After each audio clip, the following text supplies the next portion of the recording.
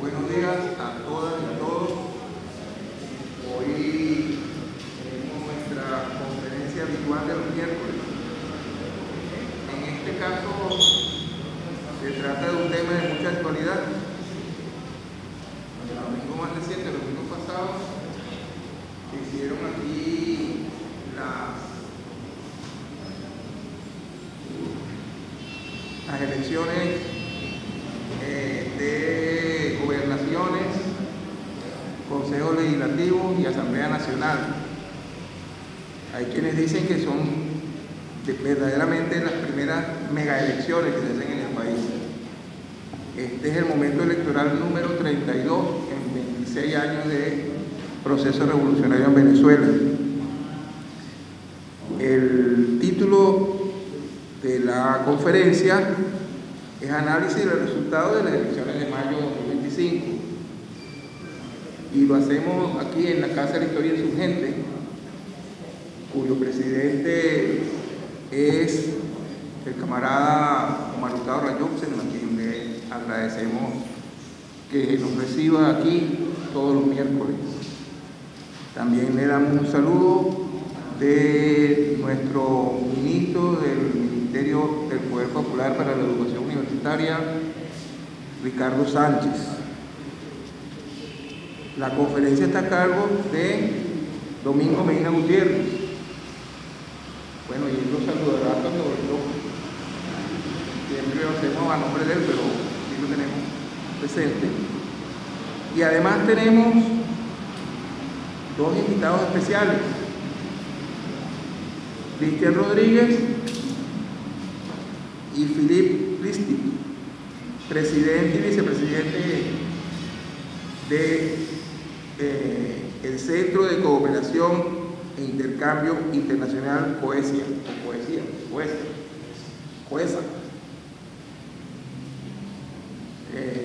Por supuesto que les agradecemos que pongan los teléfonos en vibración o apagados.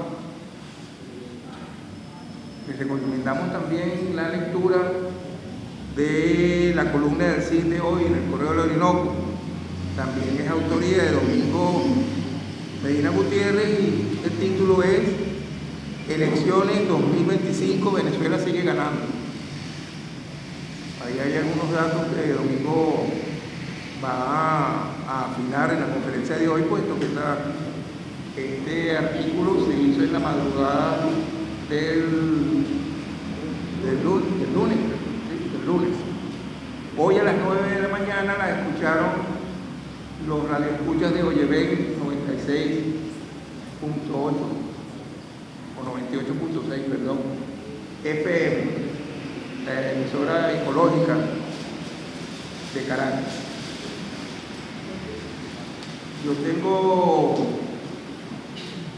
Yo debo leer el currículum de Domingo, pero Domingo me pidió que esa parte la omitiéramos. Bueno, es el presidente del Centro Internacional Finanzas. Y lo han venido entrevistando mucho porque es analista político y conocedor del tema electoral en el país. La dinámica es la siguiente. Va a hablar Domingo, después van a hablar los compañeros que vinieron a acompañar el proceso electoral en Venezuela. Luego viene la sesión de preguntas y respuestas.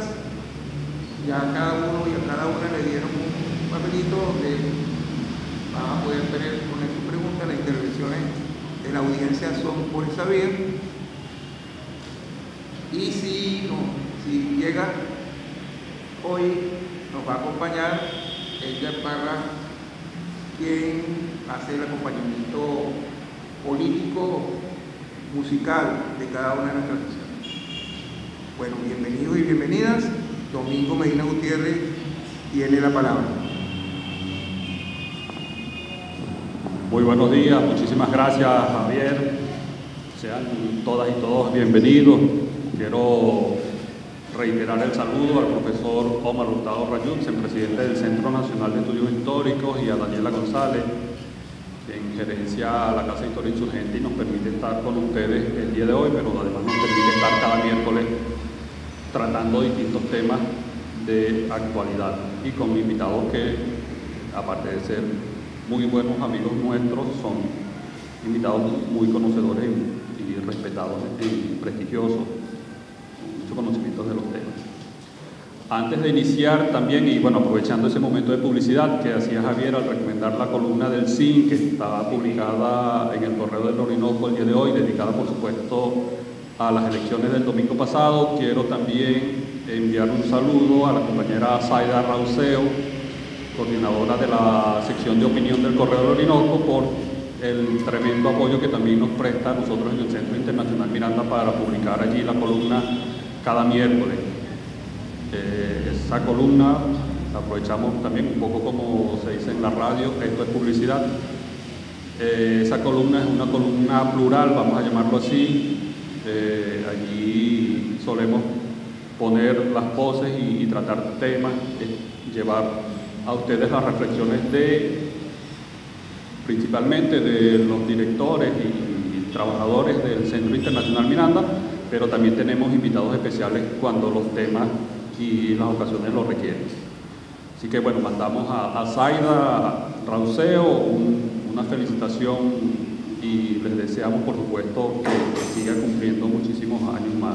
Nuestro agradecimiento, por supuesto, saludamos también a quienes están conectados ahora mismo a través de nuestro canal de YouTube, por donde también transmitimos esta y todas las conferencias que tenemos los días miércoles.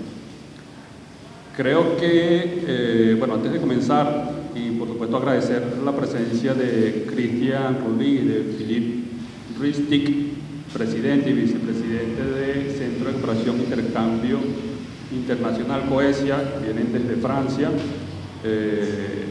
Agradecerles su acompañamiento con nosotros, que nos ayuden a complementar la visión que nosotros estaremos presentando esta mañana y que, digamos, como analistas y como, no me refiero al caso mío, sino desde el Centro Internacional Miranda, podamos ir construyendo, ¿no? Y además hacerlo de manera colectiva también con ustedes.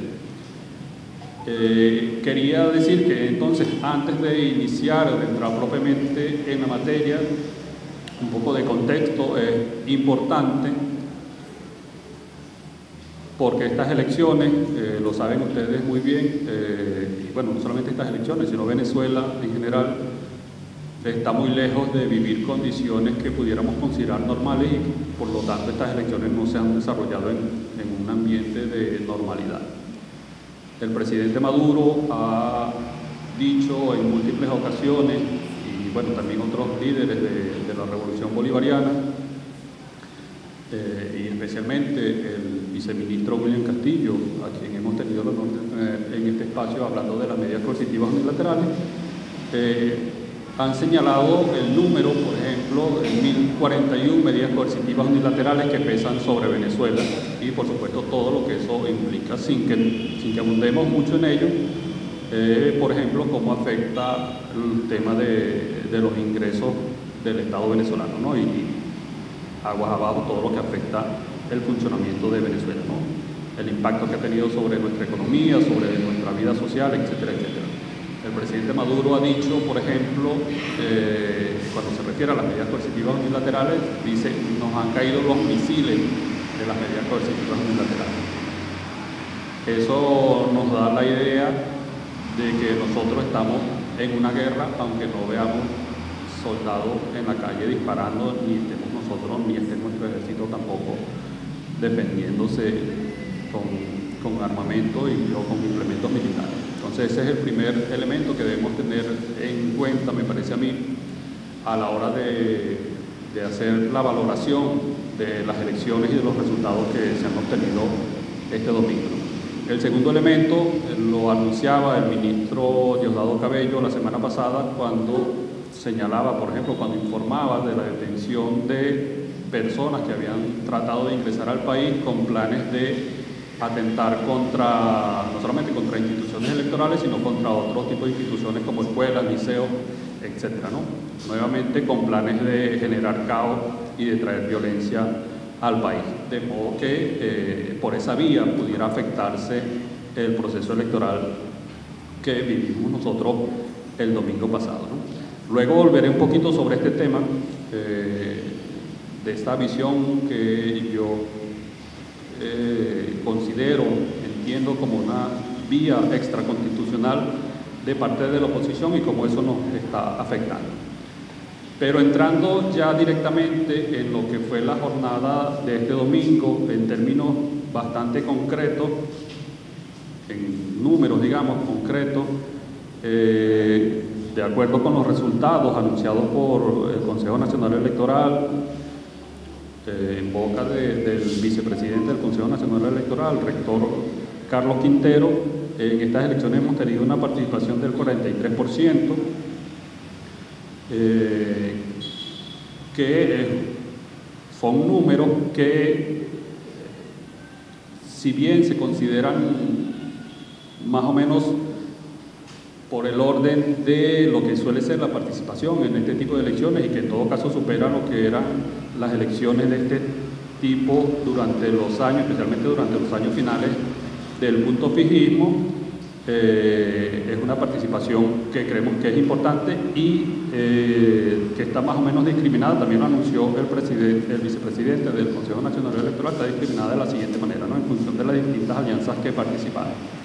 El Gran Polo Patriótico con un poco más de 5 millones de votos, la Alianza Democrática con eso representaba, 83%, la Alianza Democrática con poco más de 360.000 votos, alrededor del 6%, un poquito más, la Alianza Únete Única, que entre otras cosas presentó a Enrique Capriles Radonsky, con 304.000, poco más de 304.000, para alrededor del 5%, Fuerza Vecinal con poco más de 140.000 votos para 2.3%, otras organizaciones con un poco más de 180.000 votos, también alrededor del 3%, y un elemento que no es desdeñable, que es importante tener en cuenta también, apenas 8.000 votos nulos, lo que representa apenas el 0,15%, ¿no? Eso quiere decir que el talento humano del Consejo Nacional Electoral ha estado trabajando muy duro para minimizar las incertidumbres a la hora de que los venezolanos y venezolanas puedan ejercer el voto, ¿no? Que no ha habido problemas de complicaciones a la hora de votar en este sentido. Un elemento a destacar del proceso de votación ha sido la rapidez con la cual los venezolanos y venezolanas ejercían el derecho al sufragio. Creo que estaba incluso, en algunos casos, por debajo del minuto. Era absolutamente un proceso muy rápido, por supuesto aprovechando la estructura de la herradura que ya diseñada por el Consejo Nacional Electoral desde años anteriores y que ha demostrado su eficacia y su eficiencia.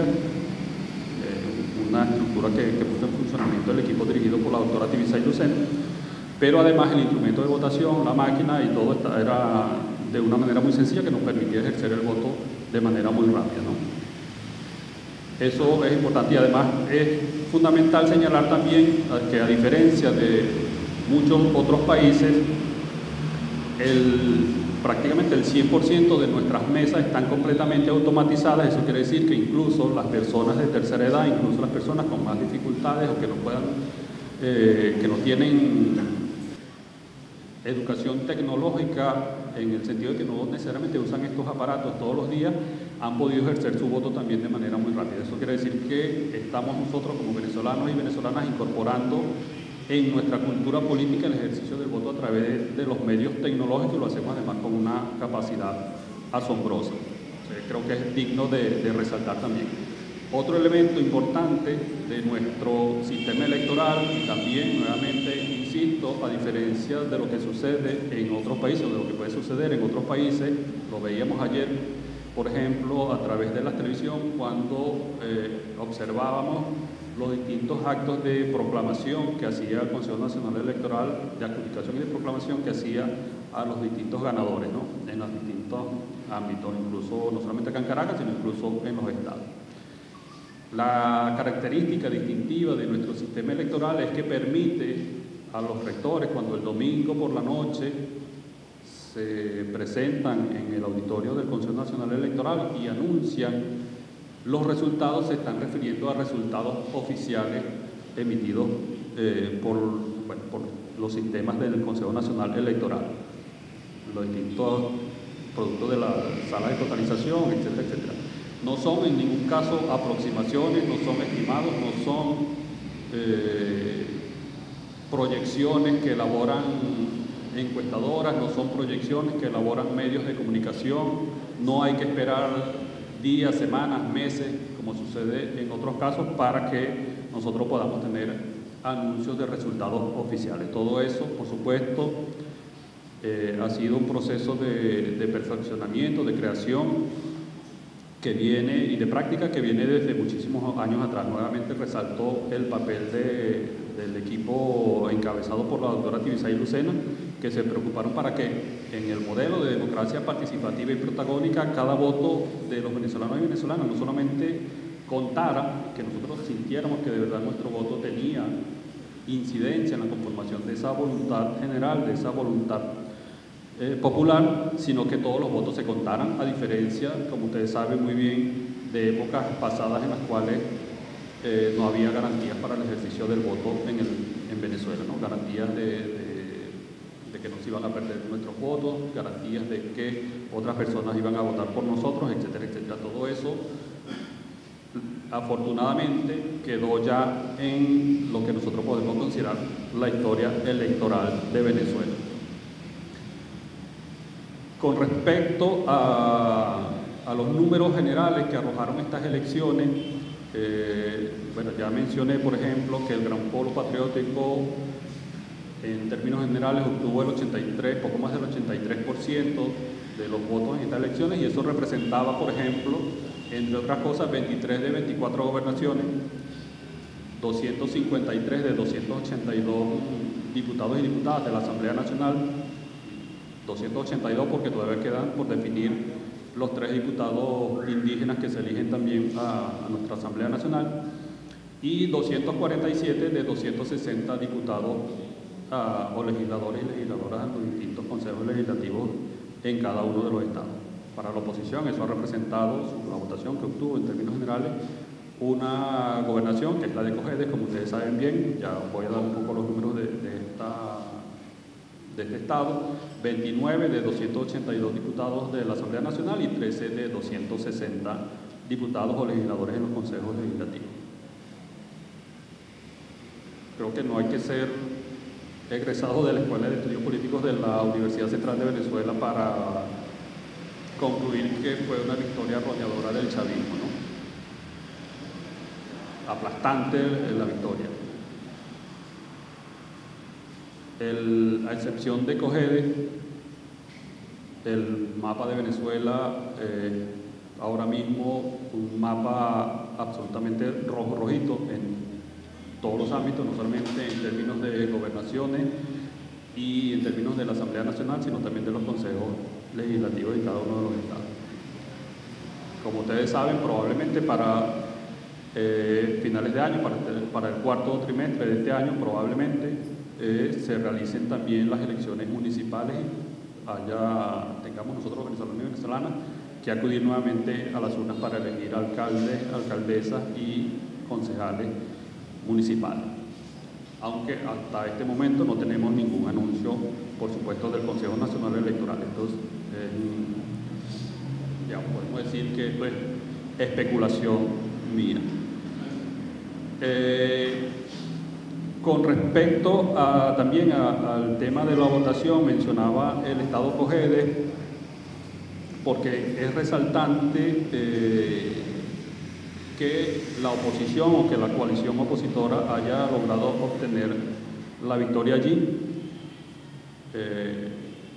siendo que, por ejemplo, algunos analistas esperaban que por lo menos hubiese estado mucho más reñida la elección, por ejemplo, en estados como Zulia, como Barinas o como Nueva Esparta, especialmente Zulia y Nueva Esparta, en las cuales ha habido un liderazgo bastante fuerte de partidos de la oposición, un liderazgo tradicional, ¿no?, en estos estados. En el caso de Zulia, por ejemplo, con Manuel Rosales, que mucha gente, algunos analistas, no mucha gente, algunos analistas no esperaban que perdiera o que hubiese estado más reñida la contienda. En el caso de Cojedes, por ejemplo, el actual gobernador, que además estaba lanzando a la reelección, Alberto Galíndez, obtuvo 72.000 votos, poco más de 72.000 votos, lo que representa 54%, y John Moreno, que era el candidato del Gran Foro Patriótico, obtuvo 58.000, que es alrededor del 44%, ¿no?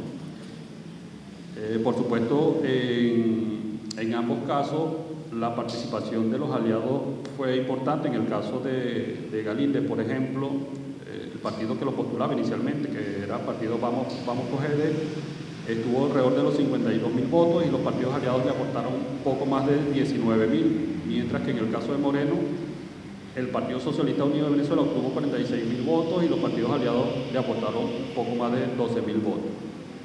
Allí me parece a mí que no solamente habría que ver el tema de las candidaturas propiamente dicho, sino que comparando los resultados allí en Cojedes, especialmente con los que obtuvo la oposición en Zulia, Barinas y Nueva Esparta, que eran los estados donde la oposición esperaba reeditar su victoria, y no ha sido así. Creo que le queda tarea a la oposición, por ejemplo, ver qué es lo que está haciendo el gobernador Galíndez y qué están haciendo los partidos allí en el estado de Cojedes, que le ha permitido, en este caso, no solamente obtener la victoria, sino ser una alternativa real de gobierno frente a la opción que representan el chavismo, que representa el Gran Polo Patriótico. Otro elemento también muy destacable, y además con una importancia no solamente en el ámbito que podemos considerar de la soberanía popular venezolana, tiene que ver con la elección por primera vez del gobernador del estado de la Guayana Esequiba, además con un porcentaje asombrosamente alto, más del 90% votó por el candidato a gobernador, Miguel Villamizar, que ha tenido esa elección ha originado algunas reacciones. Ya antes de que se realizara había reacciones de parte del gobierno de la República Cooperativa de Guyana, con amenazas incluso de detener a los guyaneses que se atrevieran a participar en este proceso electoral. Sin embargo, el pueblo de Venezuela y el gobierno, por supuesto, que no se amedrenta y cuya estrategia no es la vía violenta, sino la vía pacífica, democrática y de la participación, mantuvo el empeño, además que no era producto de un capricho, sino producto del mandato popular del referéndum del 3 de diciembre del 2023, que ordenaba la creación del Estado de la Guayana Esequiba, como ustedes saben muy bien. La CARICOM, ya luego de las elecciones, CARICOM, Canadá y otros países se han pronunciado también condenando la elección y condenando a Venezuela por haber realizado este proceso electoral. Sin embargo, es bueno recordarle a CARICOM y a Canadá y a quienes critican que Venezuela haya realizado un proceso electoral para elegir al gobernador de la Guayana Esequiba, que no solamente eso responde al mandato del referéndum del año 2023, sino que esta elección respeta escrupulosamente lo estipulado en el Acuerdo de Ginebra. Venezuela no está ocupando un territorio que actualmente se encuentra bajo controversia, y aunque Venezuela no reconoce la jurisdicción de la Corte Internacional de Justicia, sabemos que allí la República Cooperativa de Guyana, no nos vamos a extender sobre este punto, pero la República Cooperativa de Guyana, por distintas vías, con distintos apoyos, ha logrado que allí se presente este caso y que actualmente la Corte esté conociendo y que esté valorando la posible decisión sobre este caso, ¿no? Una resolución de este caso. Dicho esto, me parece que estas elecciones nos aportan varios elementos que es importante ya de cara a lo que ha sido nuestra historia política y de lo que va a ser también a partir de ahora nuestro desempeño político. En primer lugar, como han dicho algunos dirigentes, entre ellos Jorge Rodríguez, pero también algunos dirigentes de la oposición, a pesar del llamado a la abstención de algunos sectores por parte de la oposición, el llamado insistente de algunos sectores de la oposición, es bueno recordar que la abstención no elige representantes ni elige cargos públicos. La oposición seguramente, o las bases sociales, las bases políticas que apoyan a la oposición seguramente han tenido un recuerdo de las elecciones de 2005, cuando la oposición, basada en asustar a la población con el temor sobre las captahuellas, que eso iba a vulnerar el secreto del voto, etcétera, decidieron retirarse de esas elecciones, no se presentaron y el chavismo copó absolutamente la Asamblea Nacional en el año 2005. En este caso no ha sido tanto como en aquel momento, pero sí el chavismo ha obtenido una victoria aplastante allí, tiene la mayoría absoluta en la Asamblea Nacional. Esta estrategia, por otra parte, de llamado a la abstención por parte de sectores de la oposición, especialmente sectores radicales de la oposición, desde mi punto de vista tiene dos lecturas. Una primera más relacionada con la coyuntura, especialmente este llamado a abstenerse lo hacía, lo saben ustedes muy bien, lo hacía María Corina Machado, lo hizo a través de distintos videos que transmitían algunos medios afines y por las redes sociales. En mi opinión, creo que eso era lo que ella tenía que hacer para ser consecuente con lo que había dicho luego de las elecciones del 28 de julio del año pasado. Hacer una cosa distinta habría sido para ella quedar en evidencia de que no tenían el liderazgo, no tenían el apoyo popular que habían dicho que tenían en julio del año pasado, porque de haberlo tenido sencillamente hubiesen llamado a votar y hubiesen obtenido una victoria por lo menos similar a la que ellos aducen que tenían o que obtuvieron en julio del año pasado. Pero por otra parte, esa estrategia de no llamar a votar, o más bien de llamar a sabotear el proceso electoral,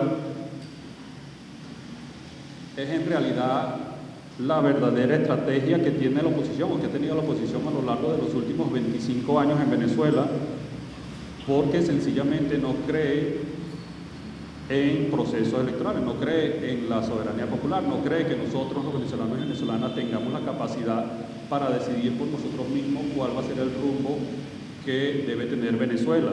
Equivocados o no, ellos piensan que saben más, que saben mejor que nosotros qué es lo que necesita Venezuela, qué es lo que requiere Venezuela, y que ellos son los encargados entonces de decidir por Venezuela. Por otra parte, acceder al poder, a las instancias de gobierno por la vía democrática para los sectores de la oposición también es un obstáculo importante, porque el verdadero propósito de la oposición, como fue en 2002, por ejemplo, es gobernar sin la Constitución de la República Bolivariana de Venezuela. La Constitución de la República Bolivariana de Venezuela es un obstáculo serio para todos los planes que pueda tener la oposición de llegar al gobierno en Venezuela. Por ejemplo, los derechos consagrados allí en materia laboral, por ejemplo, que después ha tenido un desarrollo con la Ley Orgánica del Trabajo, Trabajadoras y Trabajadores, o al revés, no sería posible bajo un gobierno de la derecha, pero un gobierno de la derecha no puede ser posible bajo las distintas estipulaciones que tiene nuestra Constitución. Entonces, ese llamado a no votar por parte de la abstención responde a un elemento coyuntural relacionado con las elecciones de julio del año pasado, pero también responde a un elemento más bien estructural, que es su comportamiento a lo largo de los últimos 20, 25 años y de lo que en realidad piensan que se debe hacer en Venezuela. Por otra parte, la oposición no solamente demuestra un absoluto desprecio por la participación popular, no le otorga ningún valor al voto, sino que también ha demostrado, y aquí ya no solamente la oposición que ha llamado a no votar, sino la oposición en general, ha demostrado un completo desconocimiento del sistema electoral venezolano. Caso contrario, por lo menos es mi opinión, caso contrario a lo que sucede con el chavismo y con los factores que apoyan al gobierno, ¿no? Que en este caso, por ejemplo, se han presentado en alianzas, han llamado ellos alianzas perfectas, han presentado las mismas candidaturas en todos los espacios en los cuales se elegían los distintos cargos y, por supuesto, han tenido la representación que se ha obtenido. La oposición, por su parte, lejos de presentarse unido para aprovechar las ventajas que pueda ofrecer el sistema electoral, se ha presentado más bien de manera disgregada y, bueno, por supuesto, el reparto, especialmente para los cargos legislativos, el reparto de escaños que hace el sistema electoral con base a lo que estipula la normativa, les termina afectando porque, entre otras cosas, la fórmula mediante la cual se asignan escaños por lista tiende a favorecer a los partidos que obtienen mayor votación, a los partidos más grandes y que participan de manera unida. Solo como ejemplo, y esto no quiere decir que haya sido necesariamente porque tuviesen un conocimiento, por lo menos me parece a mí, un conocimiento perfecto de nuestro sistema electoral. La única vez que la oposición se presentó unida fue el momento en que lograron derrotar electoralmente al chavismo, ¿no? En las elecciones de 2015. Sin embargo, esa victoria política o esa victoria electoral más bien hicieron todo lo posible para convertirla en una derrota política que no solamente les afectó a ellos, lo cual, digamos, no hubiese estado necesariamente mal, porque, bueno, así son las cosas en la política, algunas veces se gana, otras veces se pierde, sino que esa victoria de la oposición en la Asamblea Nacional de 2015 le abrió las puertas, por ejemplo, a la autojuramentación de Juan Guaidó en 2019, a la imposición de sanciones o de medidas coercitivas unilaterales contra Venezuela, a las guarimbas y a todo lo que ha venido después, o todo lo que vino después, ¿no? Que afortunadamente eso parece que ya quedó en el pasado. De modo que la situación de fragmentación que nosotros observamos en la oposición responde, por supuesto, también a sus diferencias políticas y en algunos casos a las diferencias que puedan tener con respecto a la visión acerca de su participación en Venezuela, participación electoral o no, sino su participación en general, pero también ha sido causa de la dificultad que ha tenido el gobierno para entenderse en el marco de un sistema democrático con los factores de la oposición, porque no tiene que entenderse con 1, 2, 3 o 4 partidos, sino que en algunas ocasiones ha tenido que entenderse como con 10, 15, no sé cuántos partidos ha tenido la oposición con representación proporcional, ¿no? Con representación en la Asamblea Nacional, perdón. Y bueno, esas visiones que ha tenido la oposición en algunos casos ha privilegiado la participación electoral. Sin embargo, y bueno, actualmente fueron minoritarios también los partidos que se presentaron ahora. Sin embargo, justamente eso, ¿no? Pareciera que son sectores muy minoritarios los que apuestan por vías democráticas, por vías pacíficas, en el marco de la oposición. Quienes apuestan por esta salida parecieran ser mayoritarios los que apuestan por vías extraconstitucionales, por el uso de la violencia como forma de hacer política, pero también esa decisión de de no participar o de participar alternativamente, de participar según sean las cosas, pareciera que responde también a esa visión de la oposición de utilizar las elecciones como un plan B, ¿no? Un poco lo que refería hace un momento cuando señalaba que la verdadera estrategia detrás de la oposición o de las oposiciones es la violencia, ¿no? Las vías extraconstitucionales y recurrir a la vía electoral solamente cuando piensan que pueden obtener alguna ventaja. Eso, por supuesto, es un reto que tenemos en Venezuela como país. Primero, para el chavismo, en este caso, porque esta aplastante mayoría implica también una gran responsabilidad, saber administrar esa victoria que ha obtenido el chavismo en todos los espacios, Asamblea Nacional, gobernaciones, consejos legislativos, etcétera, y que tiene que ver además con algunas cosas que ya ha anunciado el presidente Maduro, que lo ha anunciado en el marco de estas elecciones, pero que también lo viene trabajando desde meses atrás. Pero también es un reto para la oposición, si de verdad es una oposición democrática, tienen que trabajar para constituirse como una opción creíble, como una opción realmente que pueda tener opciones, como en el caso de Cogedes, por eso refería hace rato, el caso de Cogedes, tener opciones reales de llegar a ocupar funciones de gobierno. Resalta además, en este caso, a propósito que mencionó esto, que la oposición en Venezuela ha ocupado distintos espacios institucionales en gobernaciones, en gobiernos regionales y también en consejos legislativos. Ha tenido representación, buena representación en la Asamblea Nacional en algunos casos, pero similar a lo que pasó en 2015, estos espacios institucionales han sido aprovechados no para construir esa opción democrática que le pueda permitir retar al chavismo y presentarse ante los venezolanos y venezolanas como una opción real de poder o de acceder al gobierno, sino que lo han utilizado más bien para conspirar y han utilizado esos espacios para tratar de derrocar al gobierno legítimamente elegido por venezolanos y venezolanas, ¿no? Como plataforma para atentar contra el gobierno legítimo de la República Bolivariana de Venezuela. Y bueno, para generar caos, violencia y llevarnos a la situación incluso en la que estamos nosotros actualmente. Finalmente, seguramente a ustedes no se les escapa que estos resultados,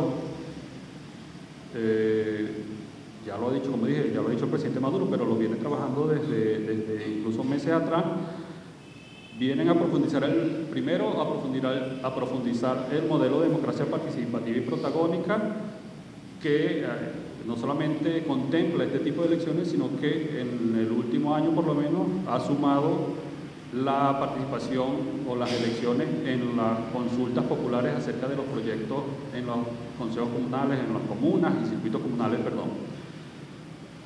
Y aquí es importante porque esta participación, como dije hace poco, los venezolanos y venezolanas estamos viendo la importancia de participar porque se ve el resultado concreto de esa participación en términos de los distintos proyectos que resultan ganadores o que resultan favorecidos con el apoyo popular en cada uno de los circuitos comunales. El presidente no solamente ha anunciado que van a continuar estas consultas populares, sino que la construcción del Estado comunal, que ya se venía adelantando, además con el apoyo, en este caso, de las autoridades regionales recientemente electas, se va a profundizar. Y el presidente ha anunciado, entre otras cosas, una propuesta para que el sistema electoral pueda incluir este tipo de consulta o pueda incluir la participación popular que se realiza desde los circuitos comunales y desde las comunas. Y, por supuesto, quizá en el mismo orden de importancia que esta propuesta de inclusión de un sistema electoral comunal, a falta de una mejor definición, lo llamo así, está la discusión de la propuesta de reforma constitucional que el presidente de la República ya adelantaba desde que fue, bueno, a partir de su juramentación para este nuevo periodo, y ya ha anunciado que la discusión de esta propuesta de reforma constitucional la va a llevar a cabo la Asamblea Nacional, que se instale el 5 de enero del próximo año. Por supuesto, como dije, es un reto tremendo porque, bueno, se trata de una propuesta de reforma para toda Venezuela y aunque ahora mismo las elecciones nos han dejado estos resultados y le corresponderá a la Asamblea Nacional discutir esta propuesta de reforma constitucional y después someterla a consideración del pueblo de Venezuela para que se pronuncie acerca de si aprueba o no lo que los diputados discutan en el seno de la Asamblea Nacional y seguramente con participación nuestra en distintos foros, por distintas vías, participación popular por distintas vías.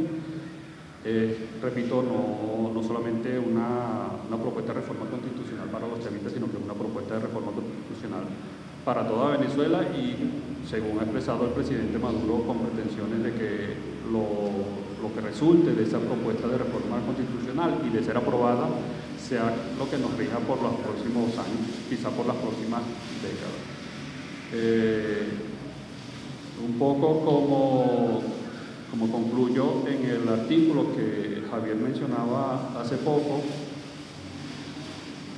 creo que la jornada del domingo pasado se puede resumir en esta última línea que bueno, colocamos allí en este artículo, que con estas elecciones ha sido derrotada una forma de hacer política, más bien la antipolítica o la violencia como forma de hacer política ha sido derrotada y que una vez más ha ganado la paz en Venezuela y con la paz hemos ganado todos los venezolanos y todas las venezolanas. Muchísimas gracias, Javier.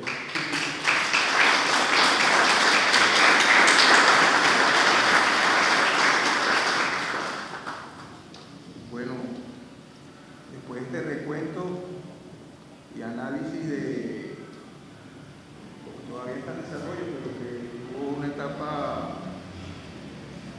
principal, fundamental, básica, el domingo. Ayer hubo las respectivas juramentaciones y en este momento se está discutiendo, los resultados con diferentes opiniones. Creo que, como bien lo dijo Domingo, la oposición se quedó colgado de la brocha. Ni siquiera su pueblo terrorista le hizo caso. Y bueno, yo recuerdo cuando hubo la constituyente, la constituyente que llamó Nicolás, que se llamó Constituyente por la Paz, al día siguiente se acabaron las guarismas. Al día siguiente estuvo la paz. La consigna de esta campaña fue por la seguridad y la paz. Y bueno, ni siquiera nosotros lanzamos cohetes ni nada por el estilo. Fuimos todos tranquilitos en la casa. No por miedo, sino bueno, satisfechos y satisfechos de lo que habíamos logrado. Aquí captamos entonces con la presencia de dos invitados especiales. Philippe Listic, quien es vicepresidente del Centro de Cooperación e Intercambio Internacional, Poesia, quien va a presentarnos al presidente del mismo centro, quien es al revés. Sí, no importa. Bueno, uno va a presentar al otro, ya sabremos que, por favor, para la grabación se identifican entonces cuando estén haciendo la presentación. Y ellos nos van a dar un complemento. Lo que Domingo expresó es el contexto nacional. Y ahora vamos por el contexto internacional, visto desde dos compañeros de Francia que estuvieron siguiendo el proceso en sí el domingo en una jornada muy nutritiva y bastante amplia en la ciudad capital. Entonces, Tienen la palabra.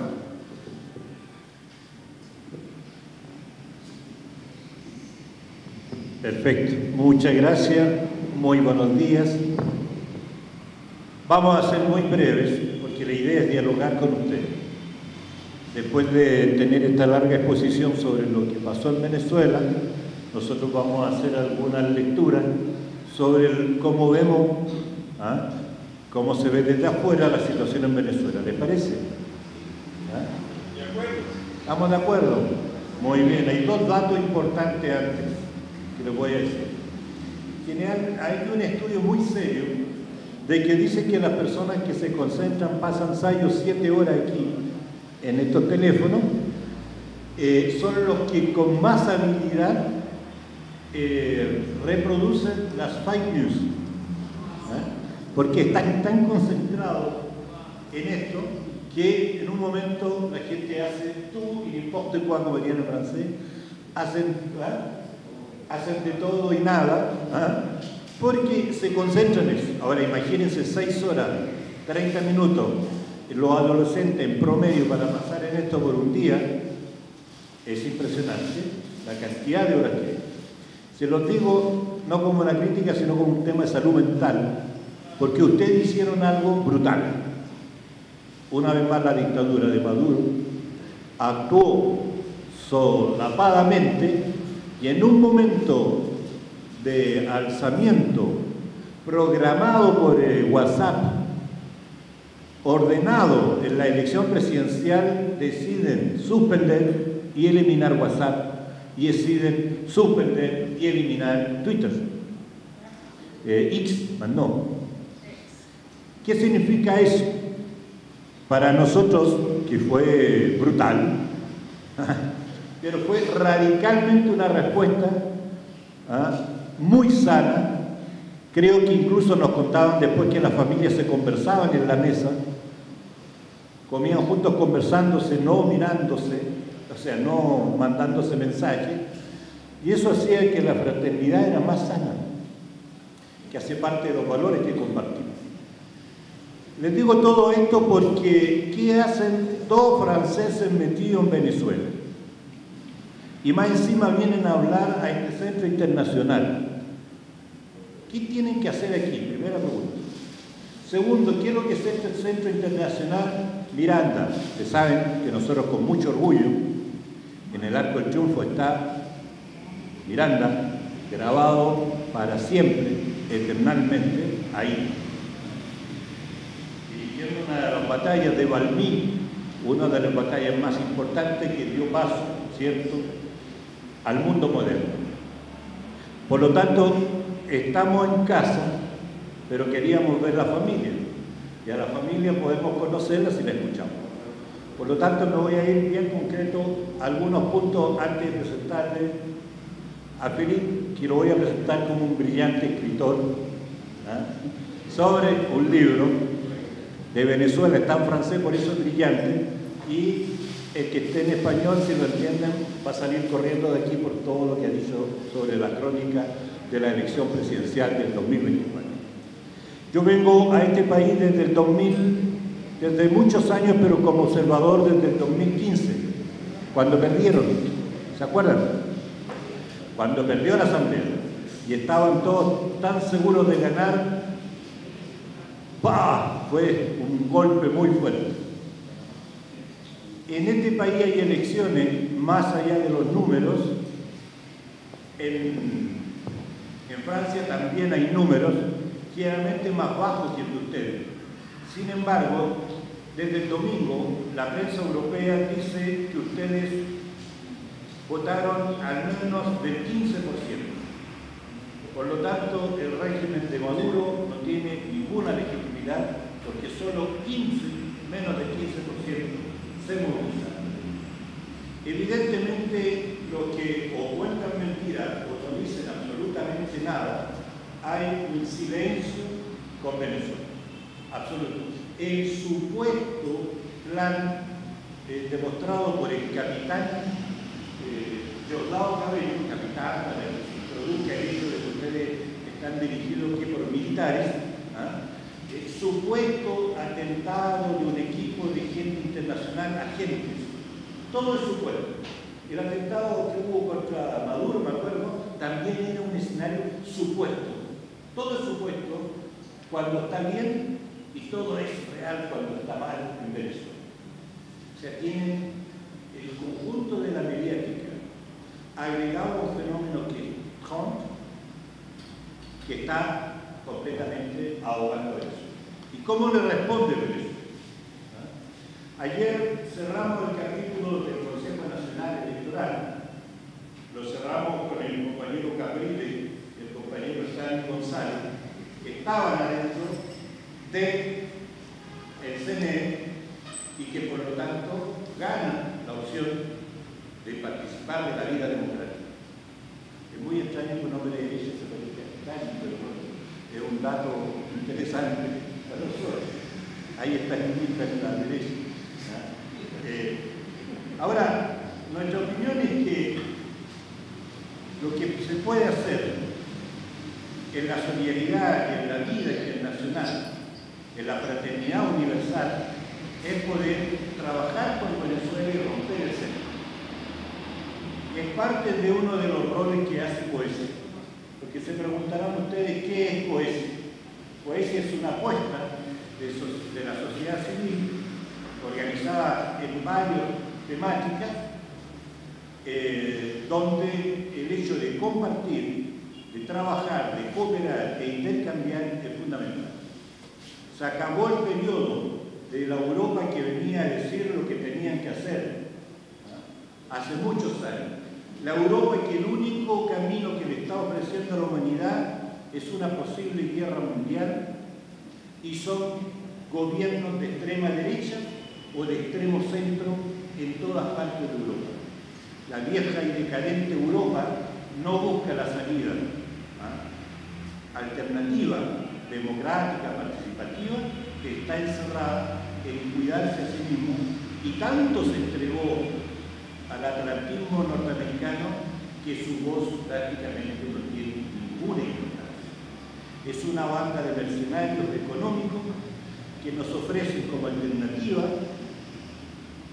para poder revenir la Europa poderosa, industrial, económica.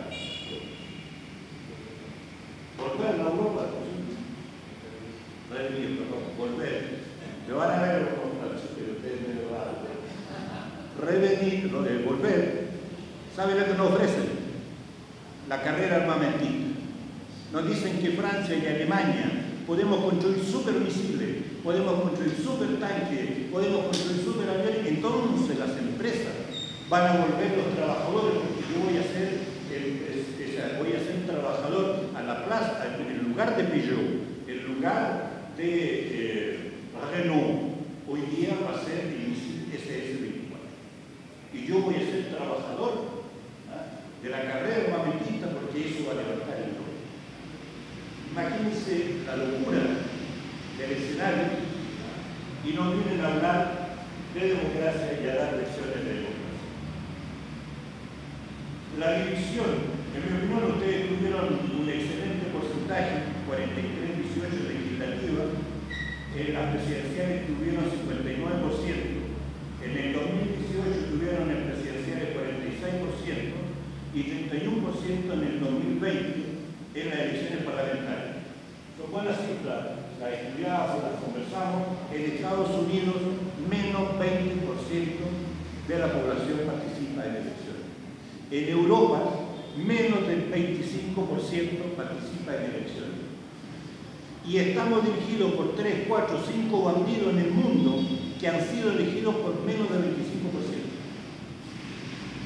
¿Cuántos sacó Trump para la elección presidencial? ¿Cuántos participaron de esa elección? Porque una cosa es decir, ganó por el 80 y punto tanto por ciento, pero de ese 80 y tanto por ciento del 23 de votantes. ¿Se dan cuenta? Frente a eso, ustedes inventan otra locura, pues viven inventando locura. Primero, a nosotros nos gustó mucho lo de mientras estaba el fascismo y está muy activo, Europa está marcada por la que estamos en guerra, es un continente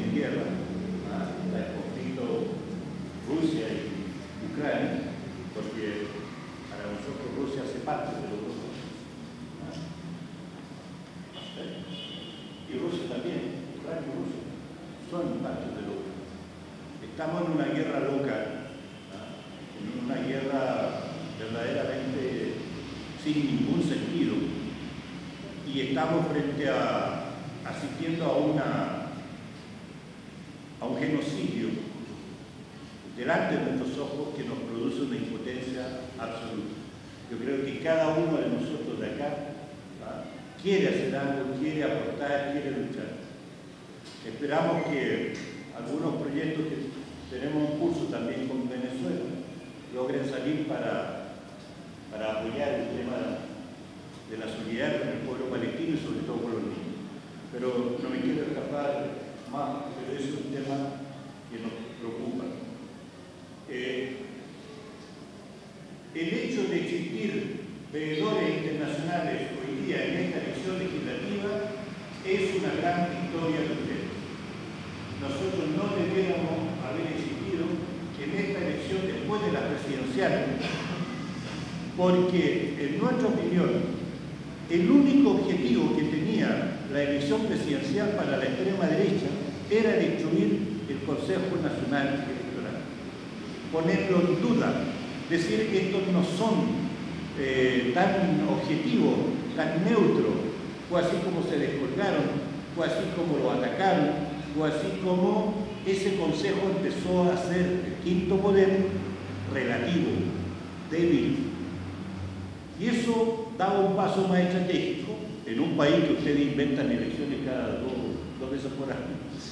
Participación, opinión, le piden a la gente que participe. Eso es detrás de decir ustedes no son competentes, CNE, para dirigir, organizar y llevar a cabo elecciones. Por lo tanto, después de la presidencial, nosotros esperábamos que iba a haber mucho más complejidad en el tema del ordenamiento de los veedores internacionales. La buena noticia es que pasó muy bien y que se valida, se convalida y se refuerza ese instrumento único en el mundo, único en el mundo. Nadie nos cree que en Francia quien escoge, quien hace las elecciones es el ministro del Interior del gobierno de turno.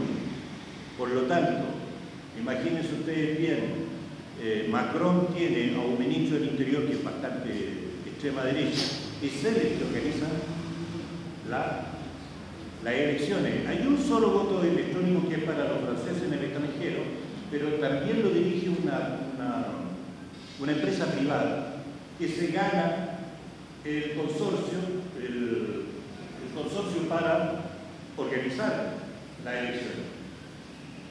Sin embargo, no sabemos cuál es la hoja de vida de eso, cuál es el compromiso, cuál es... Usted vota electrónicamente, porque por ejemplo en Tijuana, los franceses en Tijuana tendrían que volver a Ciudad de México para votar, porque no hay consulado. Han ido achicando el Estado, la representación, etc. Lo digo por mi amigo mexicano. Los franceses tienen que volver de Tijuana a Ciudad de México, cosa imposible. Entonces votan electrónicamente, pero nadie sabe hasta las 21 o 22 horas de la noche del día de la elección cómo, por qué, cuánto y quién es la empresa que se gana. Y nos vienen a dar lecciones de democracia. Bien, Sala. Yo quiero dejar la palabra bueno, después hablemos de comunas, porque esto que ustedes están tratando de vender de comuna también es algo nuevo, muy interesante. Tenemos nuestra opinión, pero la preferimos compartir. Voy a darle a Felipe la palabra, 4 elementos para terminar de lo que observamos. La división de la oposición versus el gran pueblo patriótico Simón Bolívar. Es una especie de frente amplio. Evidentemente, cuando tú vas dividido y cuando tú llamas a no votar incluso, tienes que quedarte callado de los certificados. El que no vota, hasta la hora hemos inventado 50 más 1. Eso es lo que da cuenta de la primera cosa. Segundo, Venezuela no es la misma, no es la que dirige la política desde Miami, desde Estados Unidos o desde Madrid en España. Y parece ser que la oposición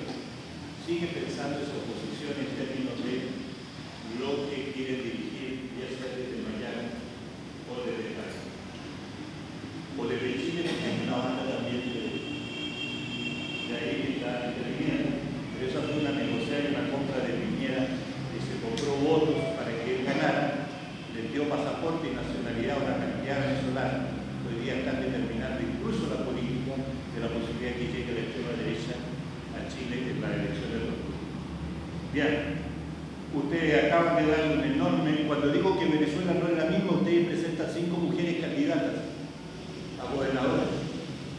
Ustedes presentan jóvenes. Hay que expropiar la palabra a los hombres. Hay que sacarlos de la política a los hombres y hay que meter más mujeres. Eso es muy fundamental, y más jóvenes. Si ustedes no se autorreemplazan, no se autorreproducen en la juventud, ¿cómo vamos a salvar los procesos? Aquí. Miren este adulto que está aquí, y él les va a contar a este viejo Ristic, ¿qué les puede decir? Entonces, te mandan un aviso a Trump. También en la geopolítica, Venezuela, aquí estamos, pase lo que pase, aquí está. Quinto, en el tema de las comunas, mientras la riqueza de unos pocos está concentrada en las manos, en la garra de los que tienen más el poder, se lo digo porque el poder de los ricos, lo que están haciendo ustedes, es un intento de revertir el estado de exclusión para poder repartir.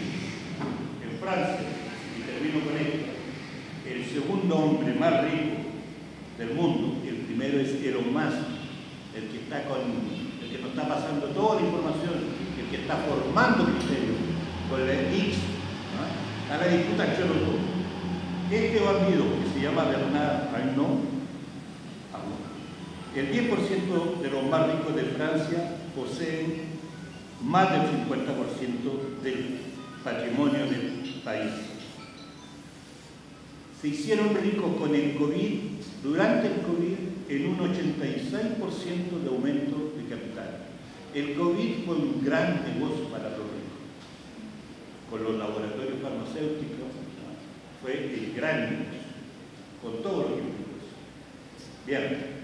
Me voy a quedar aquí, quiero presentarle a Philippe, y cuando yo presento a Philippe, fuera de taquinés, dice francés, de Moretales, etc., cuento dos cosas que son fundamentales. Él le puede decir que aprendió a hablar español escuchando los discursos de Chávez y del Che. Así que si ustedes le ven un acento medio chavista, va por ahí la cosa. Y segunda cosa, él llega a la política gracias a las maldades de ustedes. Y eso es muy interesante porque estamos apostando a generaciones. En Europa, a los más que conocen es el Che Guevara, por la camiseta. Pero todo lo demás es parte de una vieja historia que a veces nos cuesta mucho a integrarlo a los jóvenes. Así que los dejo con Philippe, que habla en español, estilo Chávez.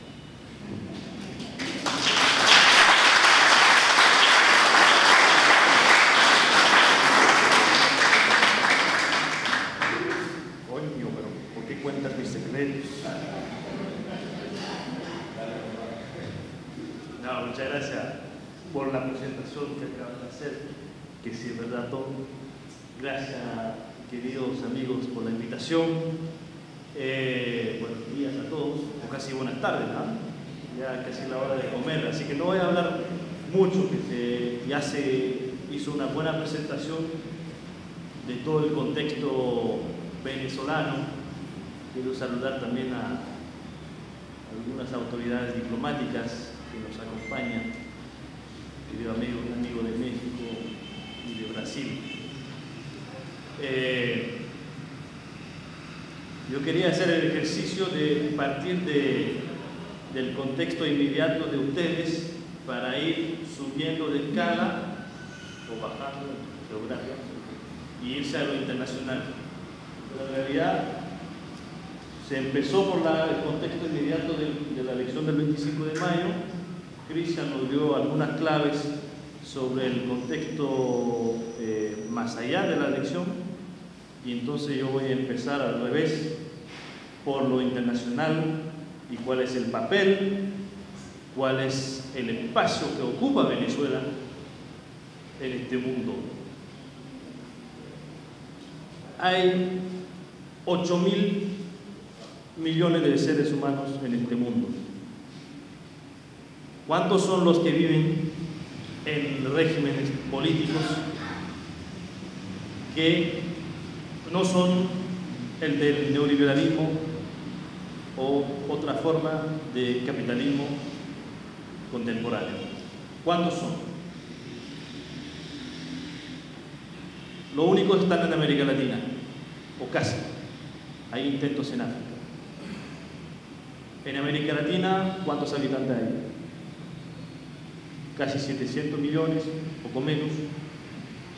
Y dentro de este continente, ¿cuántos son los que viven en países que buscan cambiar una alternativa?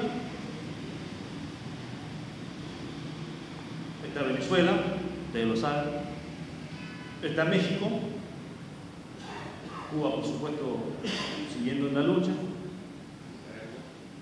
Intentos en Brasil, Colombia. ¿Qué más? Nicaragua, Honduras. Si hacemos la suma, Bolivia también, claro. Si hacemos la sumatoria de todos estos países, llegamos con el máximo, el 4 o 5% de la población mundial que está viviendo este intento de cambio. ¿Ah? Y ahí Venezuela juega un papel muy particular, que es una de las opciones más radicales de cambio que existen.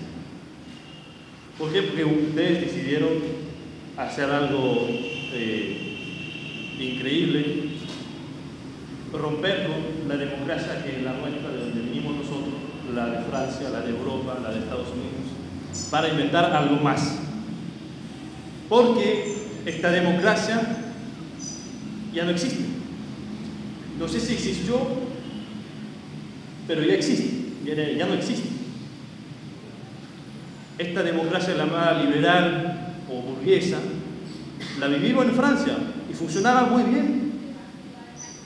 Ganó, si hablamos solamente desde el 58, la última constitución de Francia que sigue vigente hoy, ganó la derecha, casi siempre. Ganó Mitterrand, que era un presidente de izquierda, sin romper con el capitalismo, pero si no, ganó siempre la derecha. Y cuando ganó Mitterrand, que era un socialista clásico, socialdemócrata, estaban diciendo que iba a llegar el ejército rojo a invadir a Francia. Los tanques del ejército rojo iban a llegar a invadirnos. ¿Ah? Pero después siguió el sistema y no pasó nada. ¿Ah? Hasta que se presenta una opción política, hablo de Francia en este caso, que dice: vamos a romper con el capitalismo, vamos a romper con la sociedad de consumo que destruye el planeta, que el planeta nos está agotando, que no podemos seguir produciendo cualquier cosa, comiendo cualquier cosa, porque el planeta no nos da. Entonces hay que cambiar radicalmente el sistema. Y eso pasa por tocar el poder y los intereses de los más poderosos, que son los más ricos. Y cuando llegó esto, estoy hablando de la Francia insumisa del candidato Mélenchon, que obtuvo el 22% en la última elección presidencial en Francia. El único país de Europa que queda con una izquierda que tiene una posibilidad de llegar al poder. ¿Qué es lo que pasó? 11% en 2012. En el 2017, 19% en la elección presidencial. Y en la última, 22%. ¿Ah? Y yo en este libro no solamente cuento lo que pasó en la elección presidencial de Venezuela, que ya se habló bastante, hablo también del uso de Venezuela afuera de Venezuela. Porque en el 2017, cuando por primera vez surge en Francia una candidatura de ruptura con el sistema, surge también el tema de Venezuela en Francia. 2 semanas antes de la elección presidencial, a un periodista se le ocurre pedir al candidato: pero usted tiene escrito en su programa que quiere integrar al ALBA, y el ALBA están como observadores Irán, Rusia, entonces usted quiere hacer un régimen dictatorial, Y en Francia se descubrió un país que nadie conocía, porque nadie lo conocía, que se llama Venezuela, y que el día de la mañana pasamos de 0 artículos al inicio del año 2017, y los 12 días antes de la elección, 164, solamente en los 7 periódicos los más leídos, en menos de 2 semanas. Quiere decir 5 artículos por día, mínimo, dependiendo del periódico. Vinculando al candidato con Venezuela, que no hay que venezolanizar a Francia, porque si llega este candidato va a llegar una dictadura, que tiene como pecado fundamental haber intentado repartir un poco mejor la riqueza del petróleo, y nosotros queremos compartir la riqueza de los multimillonarios franceses. Este ejemplo para explicarlos que ustedes no son solamente venezolanos. La experiencia venezolana va mucho más allá de Venezuela. Y si estamos aquí no es por casualidad, es porque nos atacan allá con este tema, porque ustedes son casi la única experiencia de cambio de modelo político y económico en este mundo. Y eso hay que tenerlo muy claro. Destruir a Venezuela es destruir a este ejemplo, a esta fuente de inspiración. No estoy diciendo que todo es perfecto, que hay que reproducir el modelo venezolano en Francia, que además no tiene sentido porque no tenemos petróleo. Desgraciadamente. Van a tener que quedarnos un poquito porque no tenemos nada. Miren ustedes, lo compramos a los sauditas, a Arabia Saudita, que es una monarquía, tiene un rey, no es una democracia, y eso no lo critican, por supuesto. Menos mal que no hemos propuesto comprar petróleo a Venezuela durante la elección presidencial, si no, nos hubieran matado. Eso para decirle que este intento de destruir al CNE, partiendo de la elección presidencial de 2024, tiene que ver con el hecho de destruir a la democracia venezolana, destruir a su deseo, a ustedes, de construir algo nuevo. Esta democracia que consiste en hacer elecciones, nosotros cada 5 años, donde se elige a un presidente que tiene todos los poderes y tiene que esperar 5 años más para cambiar alguna cosa, eso ya se acabó. Además, que es una ilusión creer que todo el poder está en el presidente o en el parlamento allá. Porque ¿quién eligió a Elon Musk, perdón?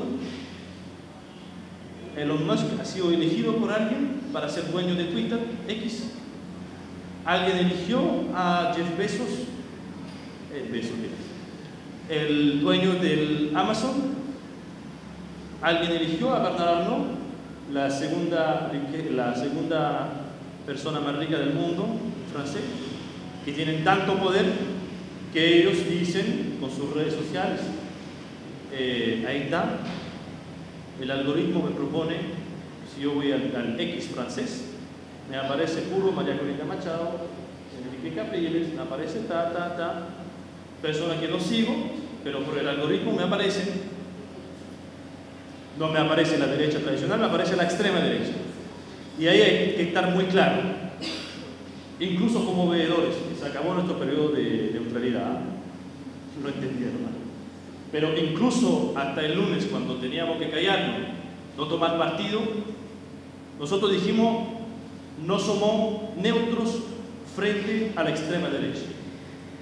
Somos neutros con cualquier opción política, menos la extrema derecha, porque la extrema derecha no es una opción política cualquiera en democracia.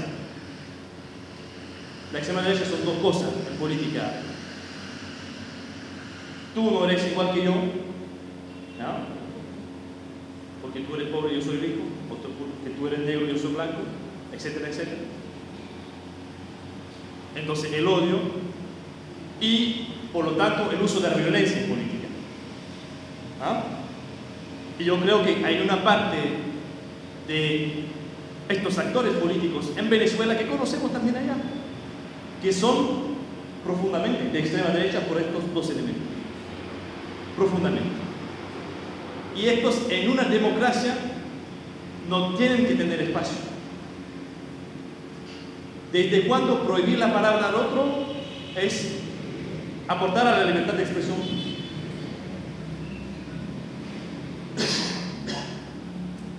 ¿Desde cuándo promover los discursos de odio es promover la libertad de expresión? Ninguna libertad es absoluta. Y eso, porque francés, la última cosa de lo que podemos ser orgullosos los franceses, de hace 200 años, haber aportado por la libertad de expresión, los derechos fundamentales en general, pero ninguna libertad es absoluta en democracia. Y no puede ser absoluta en democracia. Porque yo si considero que tu voz, por ser pobre, por ser negro, por ser indígena, por ser mujer, por ser cualquier cosa, vale menos que la mía, entonces eso no es democracia.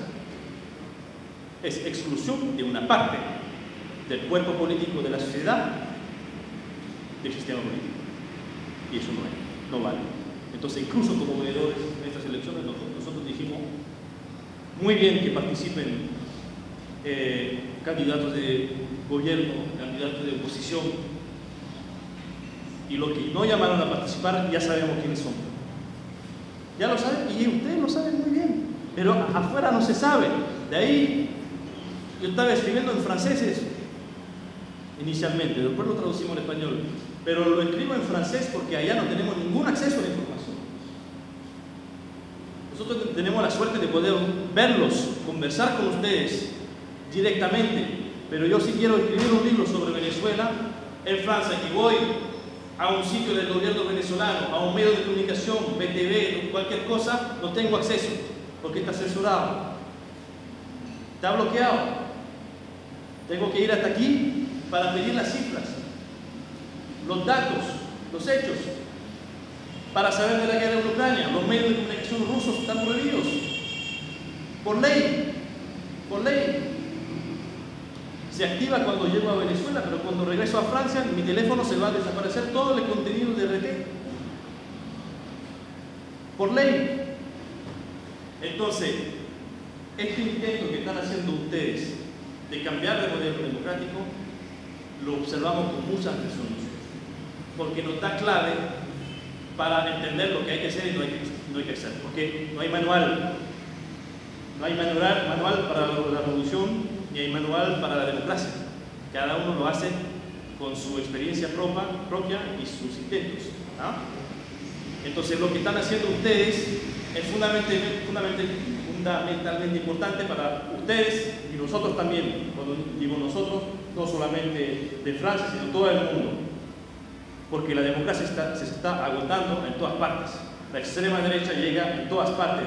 Le hemos dado los medios de comunicación, tienen espacio todos los días somos antisemitas, pro Hamas, somos putinistas, no sé, cualquier cantidad de cosas para atacarnos, terroristas. Ahora nos insultan diariamente porque los medios de comunicación pasaron en manos de la extrema derecha.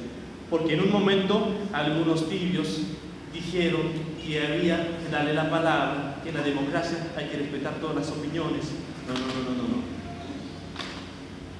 No se respetan a todas las opiniones. Hay cosas que están prohibidas por ley en la democracia. ¿Ah? Si yo quiero dibujar un símbolo nazi en una pared en Francia, normalmente se condena a cárcel. En Alemania también. ¿Ah? Pero eso cambió y pasó a ser una opinión cualquiera. Y ahora están desfilando en París mismo, en Berlín mismo, lo mismo que nos mataron hace 80 años. Lo mismo, y con los mismos mecanismos. Hay que estudiar muy bien los años 30, los años 20 en Europa, porque son los mismos mecanismos que se repiten ahora. Nosotros somos los productos que generaron 2 guerras mundiales. Ojalá no la tercera. Así que muchas gracias por lo que estamos haciendo. Hay que seguir intentando, creando cosas nuevas, renovando siempre, y este intento de forma constitucional lo vamos a observar también, porque son intentos muy interesantes. Y con su permiso, con esta guerra que se está desarrollando y el peligro que se nos plantea en Europa, si nos pueden dar el asilo en Venezuela para quedarnos aquí, sería...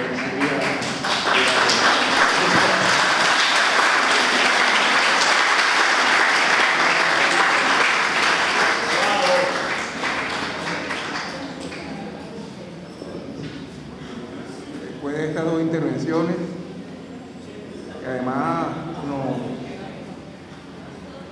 enorgullece los camaradas,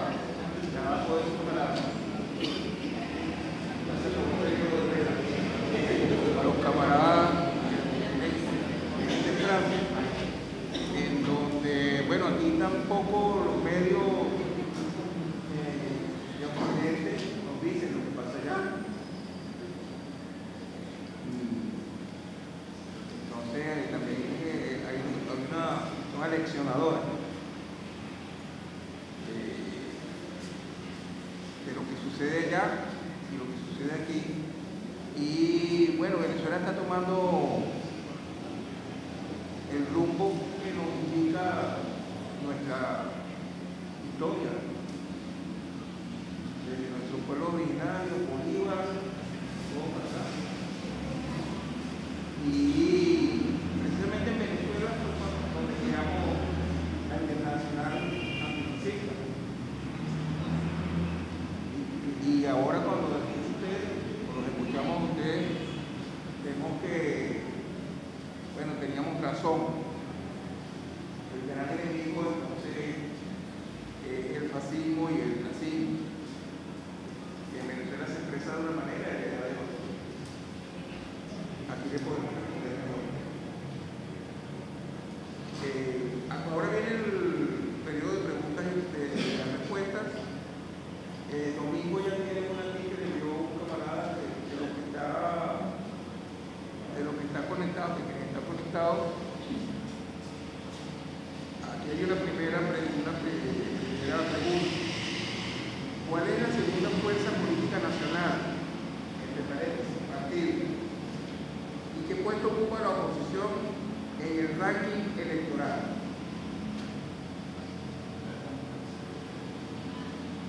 Me imagino que para domingo. ¿Puede usted comparar las elecciones de gobernadores y diputados en lo cuantitativo con las elecciones de jueces de paz comunales? Con una nota al revés. Es simultáneo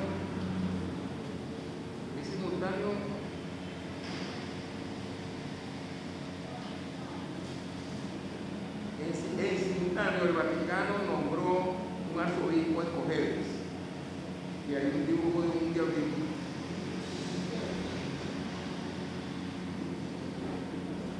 ¿Qué perspectiva observa de los pueblos europeos? ¿Qué perspectiva observa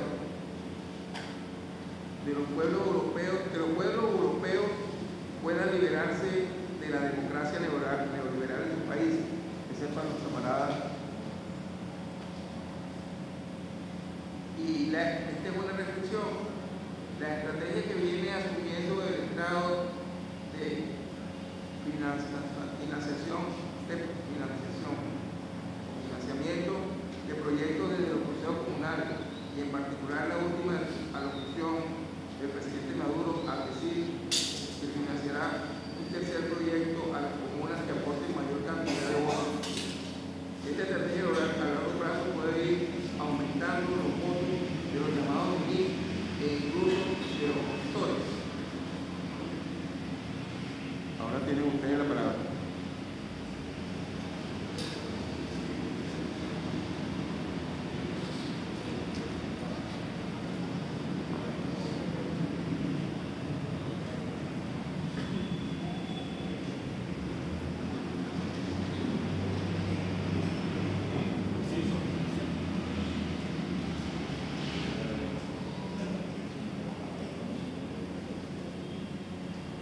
La pregunta es, ¿qué perspectiva observan desde los pueblos europeos para que puedan liberarse de la democracia neoliberal en sus países? Se cierra el capítulo con Macron, en Francia, al no aceptar el voto popular. Eso pasó ahora, en 2024. Se llama elecciones legislativas, la mayoría pertenece al nuevo Frente Popular y él niega esa mayoría y no acepta la mayoría y le entrega el gobierno a la cuarta minoría, que es de derecha.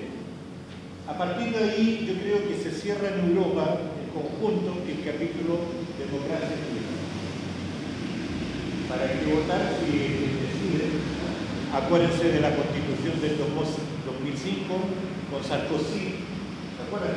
Si ingresábamos o no a la Unión Europea en tanto Carta Magna, donde en realidad venden lo que hay en esa Constitución es la entrega absoluta de los capitales que eran del Estado. Ahí nos ponen un presupuesto mínimo del 3%, todo gobierno, país que se pase el 3%, castigado, no hay más plata. Pero todos los presupuestos de cada país tienen que ser sancionados por la Unión Europea. ¿Y quién es la Unión Europea? La banda esta que dirige, que son todos absolutamente hermanos de la derecha dura y la extrema derecha. Por lo tanto, también para nosotros va a ser un tema de correlación de fuerza, como lo es para ustedes. Pasar de lo que ustedes llaman democracia, la democracia en el fondo es la democracia representativa, a la democracia participativa, es un experimento que están haciendo acá. A nosotros nos interesa mucho eso. ¿Qué pasó en Brasil? ¿Se acuerdan cuando los presupuestos locales, regionales se compartían? Eso quedó muy a la moda en un momento y después desapareció. Cuando ustedes están hablando de democracia participativa, que no es solamente un tema de plata, de entregar más por el proyecto de que se te ganan el alcantarillado, etc., lo que hay detrás debiera estar enfocado, en nuestra opinión, en el tema de la defensa de lo que llamamos nosotros las claves para el buen vivir, las redes. El hecho de tener plata te resuelve otras cosas en términos de proyectos políticos. Es que significa que ustedes las alcaldías desaparecen, es que se reduce el Estado y el Estado comunal va a ser el centro. Todas esas preguntas están hoy día en juego, ¿cierto? No es solamente pelearme por el agua, el alcantarillado, la luz, el agua, que son los bienes comunes de la humanidad. Ustedes saben que el agua, que ustedes la tienen pública, en muchas partes es completamente privada. Chile es el único país que tiene inscrito en la Constitución que el agua no es un bien público. Y la lucha por los bienes comunes nos puede unir a nosotros eternamente. Entonces, relación de fuerza, necesitamos un modelo, creo, no vamos a ser pesimistas, pero viene un periodo muy negro, muy oscuro en política para Europa. Estamos muy solos en fuerza política. La tragedia en España es total, con la desaparición de Podemos, Izquierda Unida, Sumar. Para que le cuento todos los países, ex países del eje, están todos más de la extrema derecha. Entonces es un periodo muy, muy difícil y esto fue por no ser radicales. Cuando decimos radicales, no hay ningún proyecto que tenga sobrevida si no es radicalmente anticapitalista, porque el capitalismo lleva en sí el sufrimiento de nuestro pueblo, lleva en sí el despojo de nuestros bienes. Y es por eso que somos profundamente anticapitalistas. Cualquier gobierno, como los vergonzosos candidatos, voy a nombrar a estos dos de Chile, el Partido Comunista de Chile, que se definen candidatos para una primaria y que sus primeras intervenciones son decir en Venezuela es una dictadura, todos esos regímenes que fueron creciendo a los susodichos progresismos, fueron los que nos llevaron a activar esa extrema derecha. Por lo lo tanto, nosotros no tenemos otro camino que lo que ustedes también hacen, luchar, luchar y luchar y crear una corporación del fascismo. En eso estamos. Por lo tanto, vamos a ver, pero es cierto que la democracia liberal burguesa con ese modelo se agotó y Macron lo mató.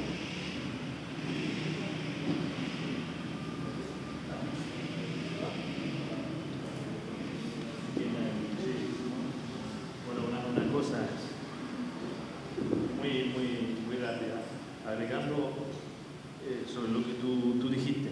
Hay una cosa también, ¿por qué esta lectura tan pesimista de Europa y tan optimista o semi-pesimista para América Latina?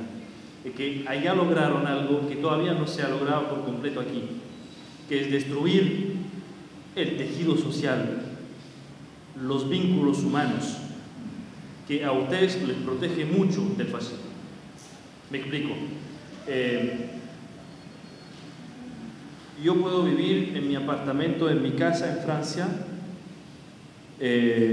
completamente aislado, sin salir de mi casa.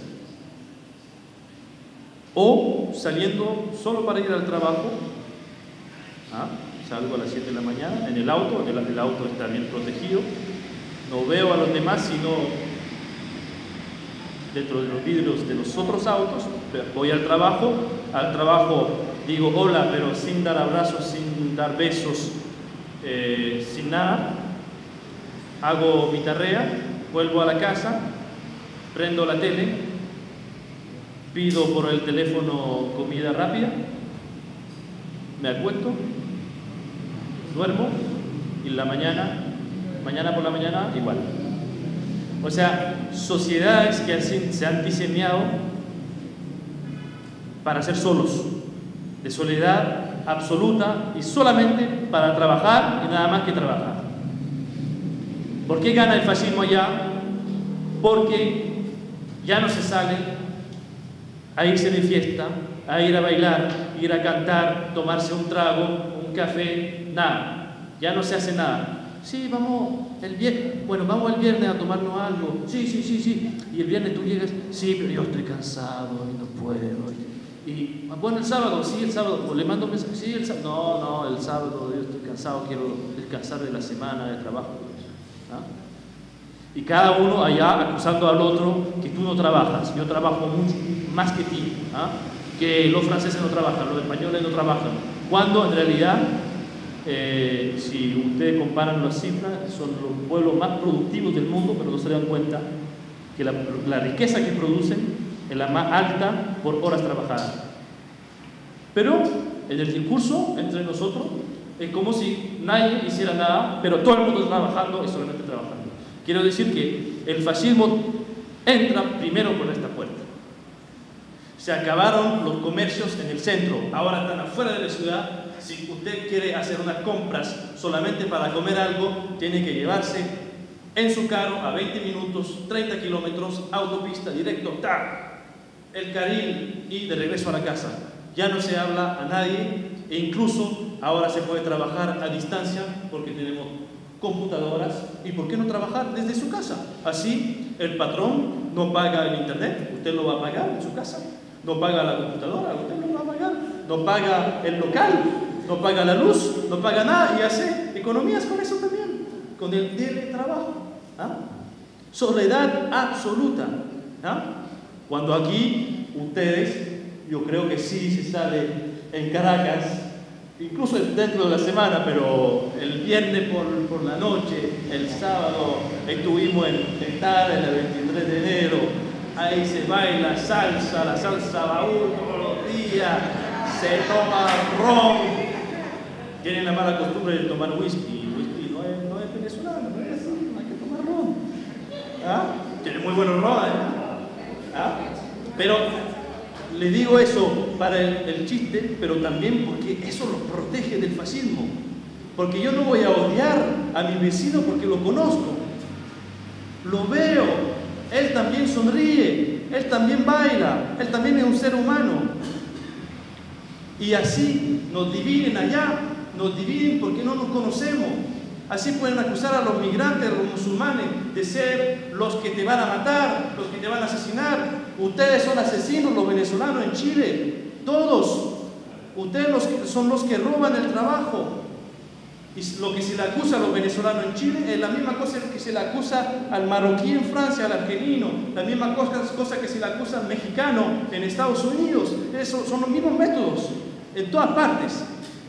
Así que sí, preservamos este tejido, nos preservamos de todas estas relaciones sociales tan duras, que también yo soy tu jefe, tú me obedeces, no vamos a ir a bailar, no vamos a ir bueno, eso nos protege también del fascismo, cosas de la vida, ¿no? Cosas de la vida de todos los días que ustedes conocen y ahora nosotros desconocemos ya.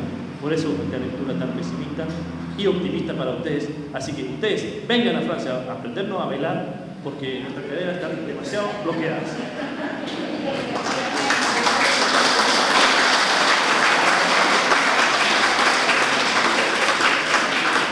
Mira, quiero reforzar una idea. Estamos escondidos, nos tienen encerrados en nuestras casas de dos cosas. Estamos escondidos de los migrantes y estamos escondidos de los islamistas. Esa es la idea. El cerco es ese. Toda persona que sea islamista es potencialmente peligroso, jamás asesino. Y todo migrante que viene, me viene a robar. Y eso lo comparto con ustedes porque el cartel de Aragua, ¿cómo se llama?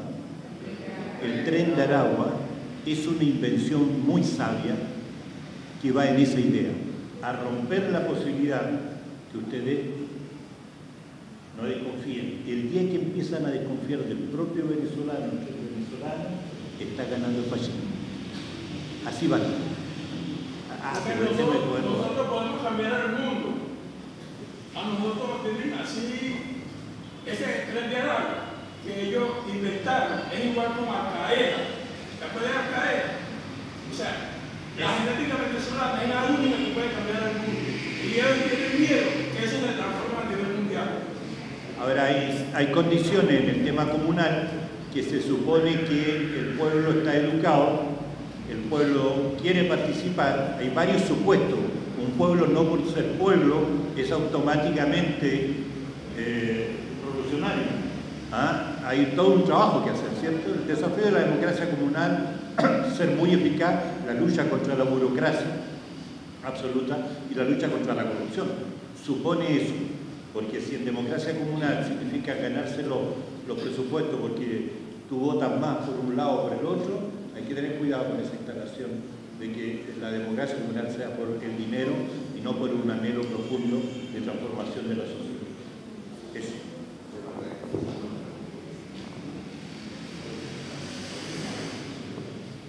Aquí hay ahora le toca a Domingo como 5 preguntas, pero llegaron 2 más. Aquí hay una reflexión. Vidal Simón. Tiene que quitarse la corona de rey y ser Caribe.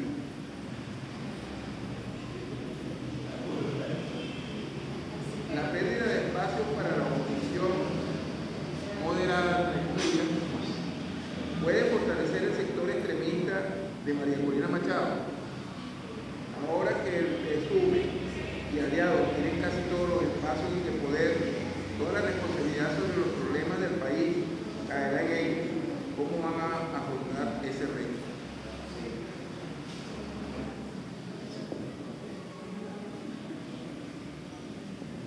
Gracias, Javier. Perdón.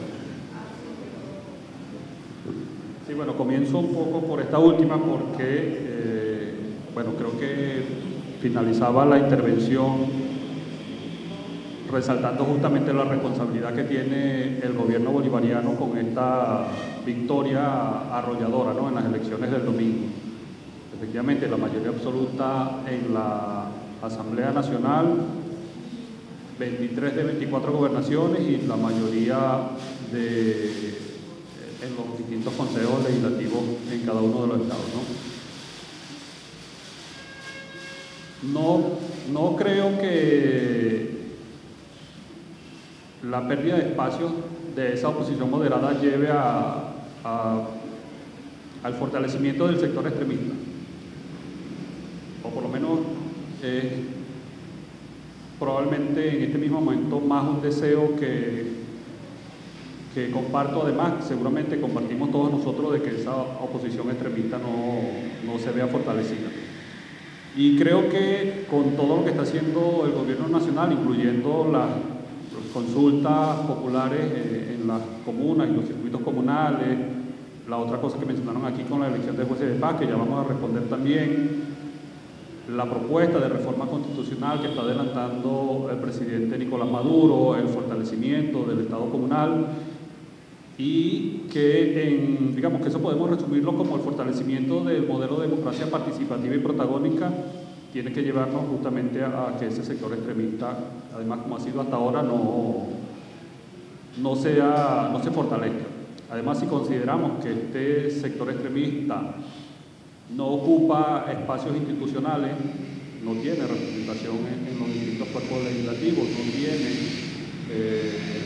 presencia en los ejecutivos regionales, es altamente probable que no vaya a tener representación en los ejecutivos municipales y en los consejos municipales que elijamos próximamente.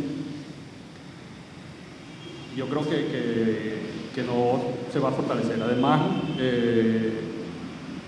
creo que la expresión que decían hace rato los compañeros, que bueno, Venezuela no es la misma. Nosotros, por ejemplo, creo que podemos estar de acuerdo en que Venezuela, en general, el pueblo venezolano, pero el Estado, el gobierno, no es el mismo, por ejemplo, de 2002, cuando creo que podemos decir que éramos bastante ingenuos en aquel momento. Con el comandante Chávez acompañábamos la construcción de la revolución bolivariana y todo el proceso de transformaciones que habíamos impulsado desde la convocatoria del comandante en aquel momento de la Asamblea Nacional Constituyente, pero además los cuerpos de seguridad y de inteligencia no son absolutamente los mismos. Entonces todos estos intentos de los sectores extremistas de poner en jaque al gobierno y a la sociedad venezolana creo que están condenados al fracaso. Lo demostró el gobierno en general, pero digamos queda patente con la información que reveló el ministro Diosdado Cabello al inicio de la semana pasada, cuando entre otras cosas anunciaba la detención de un número importante de personas o de extranjeros que venían a Venezuela con pretensiones de atentar contra distintas instituciones aquí, ¿no? Entonces, más bien al contrario, creo que esta participación, aunque minoritaria, de este sector, de esa oposición moderada, y especialmente considerando, como lo dije también al principio, cuando hice la intervención, aunque sea minoritario, con el gobierno en COGEDES debería llevarlos al tema de la reflexión y convertirse o luchar por convertirse en una opción de gobierno real, de gobierno por la vía democrática y no por la vía violenta como ha sido hasta ahora. De las otras preguntas que hacían por acá, ¿cuál es la segunda fuerza y qué lugar ocupa la oposición en el ranking? Bueno, de acuerdo con los resultados de estas elecciones, la segunda fuerza es la Alianza Democrática, partido que integra, entre otros, a Acción Democrática, ¿no? Y dentro de esa alianza, Acción Democrática probablemente sea el partido con mayor fuerza, por lo menos electoral.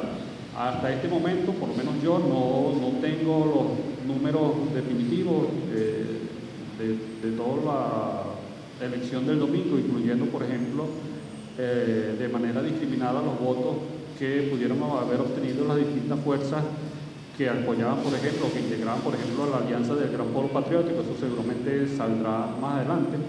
Aquí hay que hacer un pequeño inciso, porque en Venezuela nosotros estábamos acostumbrados, hasta el 28 de julio del año pasado, estábamos acostumbrados que todos los resultados de nuestras elecciones eran casi que inmediatamente publicados en la página del Consejo Nacional Electoral.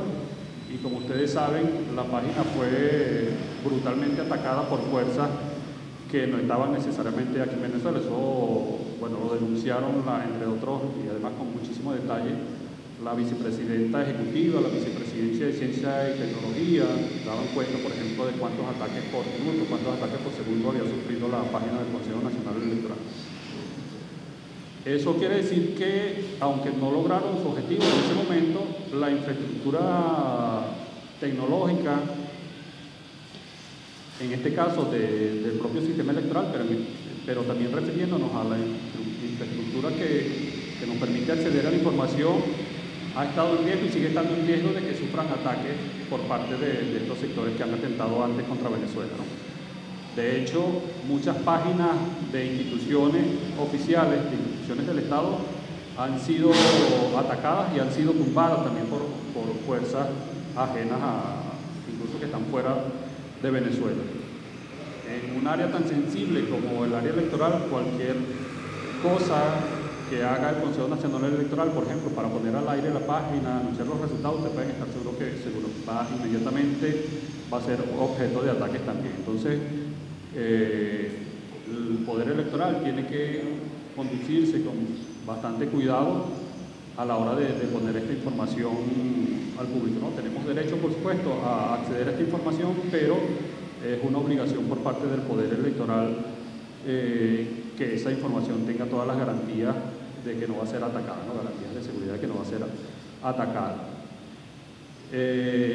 Y bueno, cuando el CNE tenga los datos y pueda compartirlos con nosotros, seguramente vamos a poder contar con ella y ver exactamente cuál es la posición y el ranking que ha ocupado cada una de las fuerzas políticas, por lo menos en las elecciones pasadas.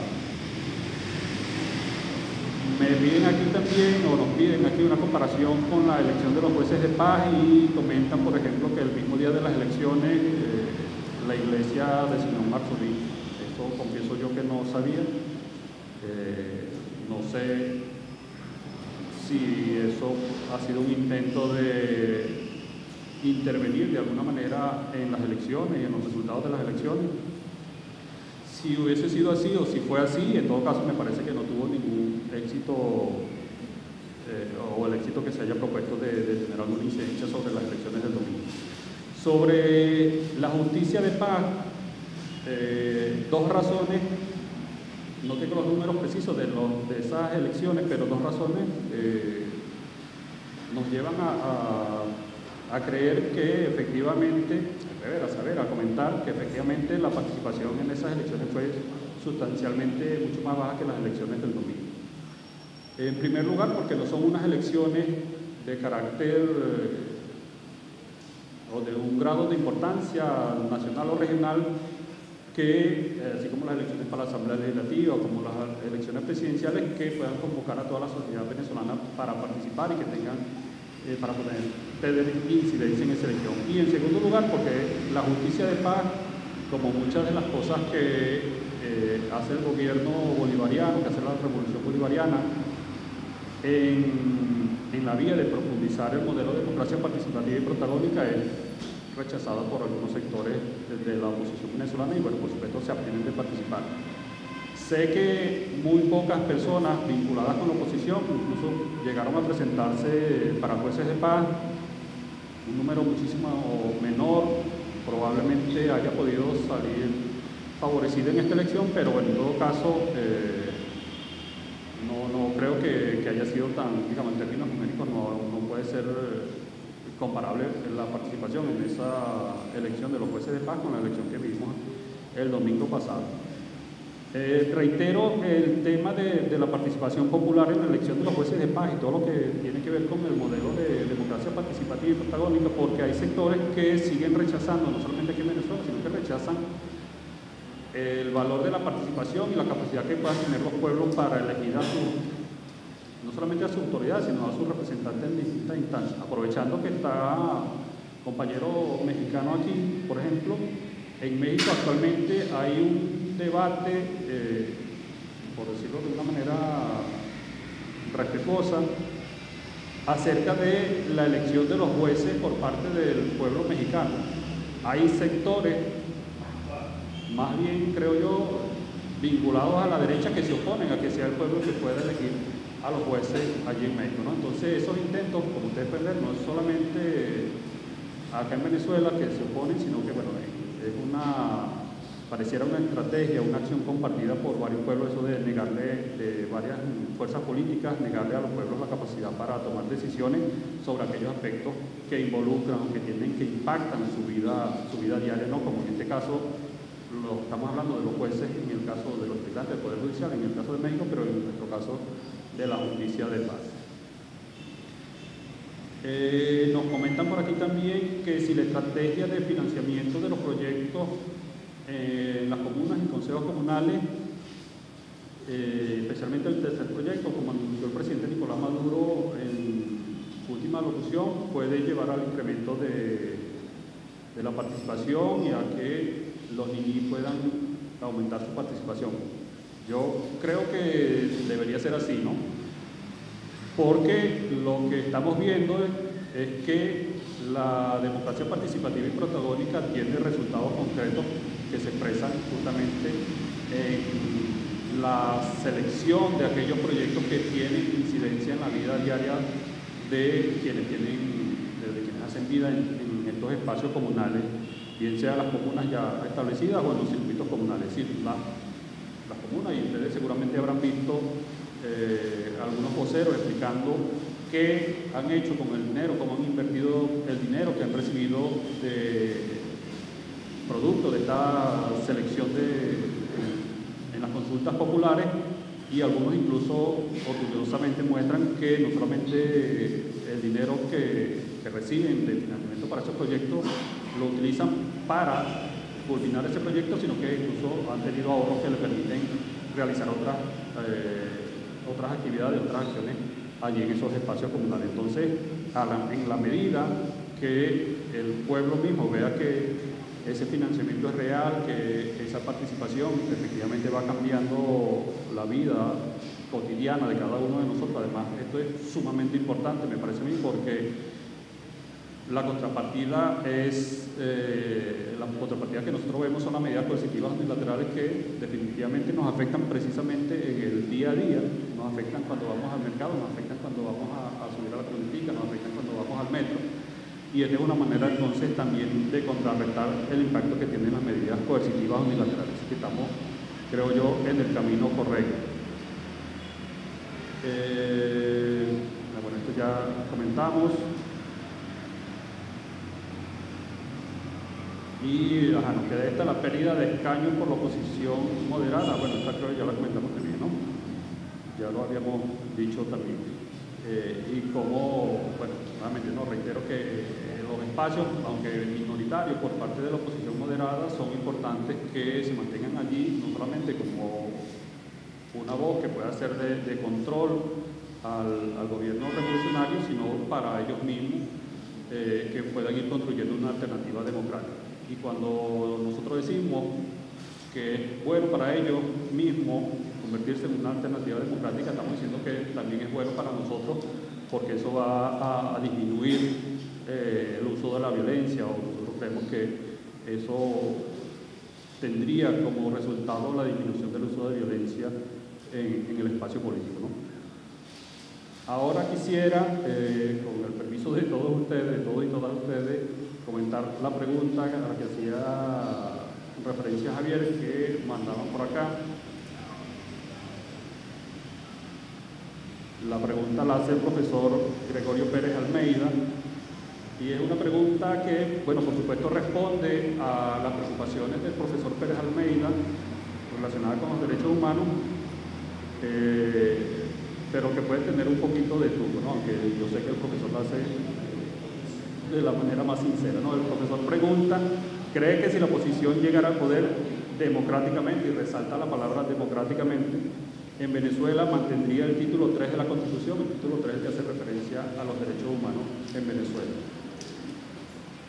Digo que esta pregunta puede tener un poquito de truco, o tiene un poquito de truco, porque el profesor Pérez Almeida, bueno, precisamente tiene una línea de investigación y de formación y de desarrollo que tiene que ver con los derechos humanos, y está referida más bien a una visión crítica de los derechos humanos, ¿no? Y a denunciar, entre otras cosas, el doble rasero en materia de derechos humanos de, entre otros, no solamente de fuerzas y de fuerzas políticas externas, de gobiernos externos como Estados Unidos, por ejemplo, que se autodefine como campeón de los derechos humanos, pero que no ha firmado varios de los tratados en la materia, varios tratados importantes en la materia, ¿no? Por ejemplo, Estados Unidos no ha firmado el tratado, no hace parte de la Corte Penal Internacional, no ha firmado la Convención del Niño y así, muchas cosas, ¿no? O sea, hace poco se salió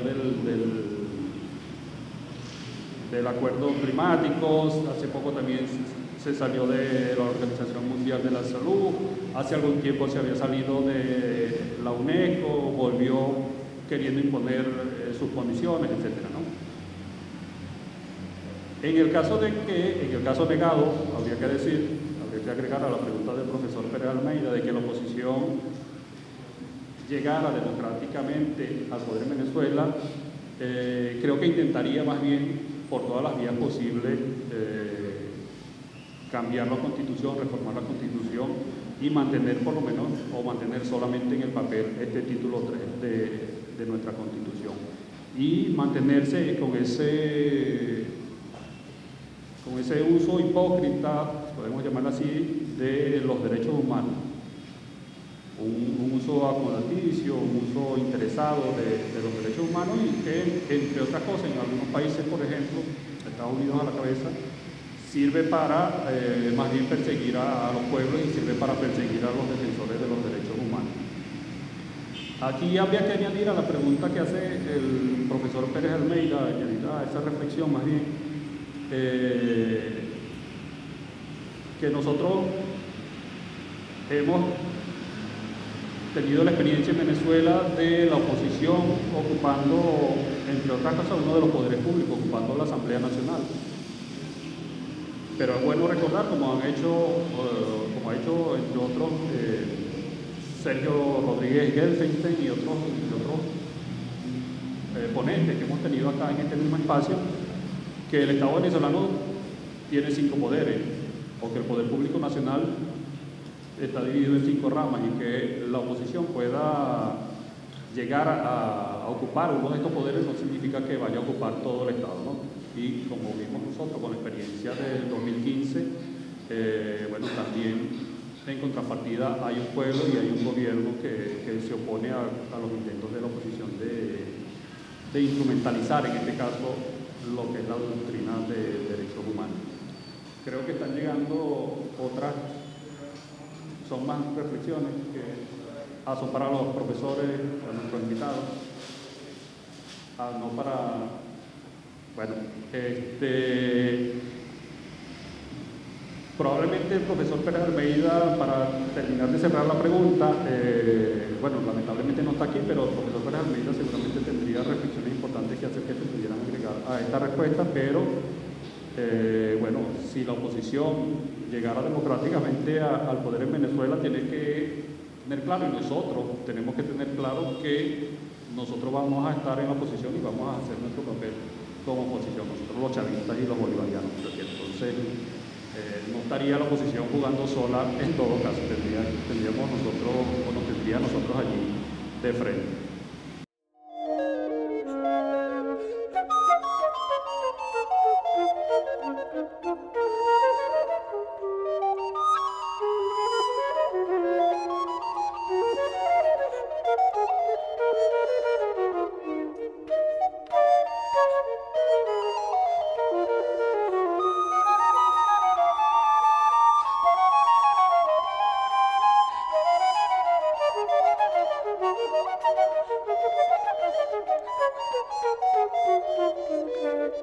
Thank you.